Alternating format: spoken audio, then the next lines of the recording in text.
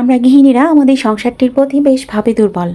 আর এই সাংসারিক কাজগুলো যেন সার্কেলভাবে হয়ে থাকে, তাই আমরা নানা ধরনের টিপসগুলো ফলো করে থাকি। ঠিক সেই রকমই ছোট ছোট বেসিক কিছু টিপস আমি শেয়ার করছি, তো চলুন ভিডিওটি দেখে নিন। প্রচণ্ড গরম, এই গরমে স্বস্তিদায়ক কি ঠান্ডা পানি। তবে ডাইরেক্ট ঠান্ডা পানিটা কিন্তু একদমই খাওয়া উচিত না।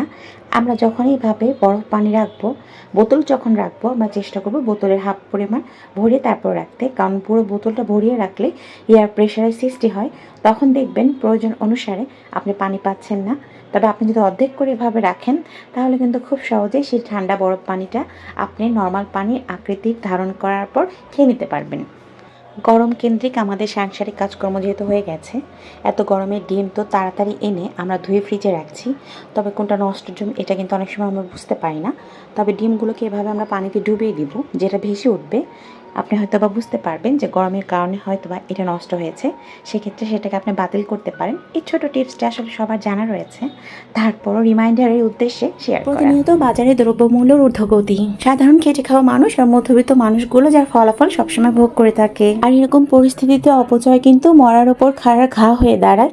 সেক্ষেত্রে কিছু টিপস ফলো করলে বেশ উপকার পাওয়া যায়। যেমনটা পেঁয়াজ কিনে আনার পর কিছুদিন পরেই কিন্তু পেঁয়াজগুলো পচন ধরে, তবে নিচের যে ফুলের মতো অংশটি রয়েছে সেটা যদি আমরা একটু কেটে রাখতে পারি, তুলনামূলকভাবে কিছুদিন আরও পেঁয়াজগুলো ভালো থাকবে, আর এর মধ্য দিয়ে আমরা অপচয় রোধ করতে পারবো।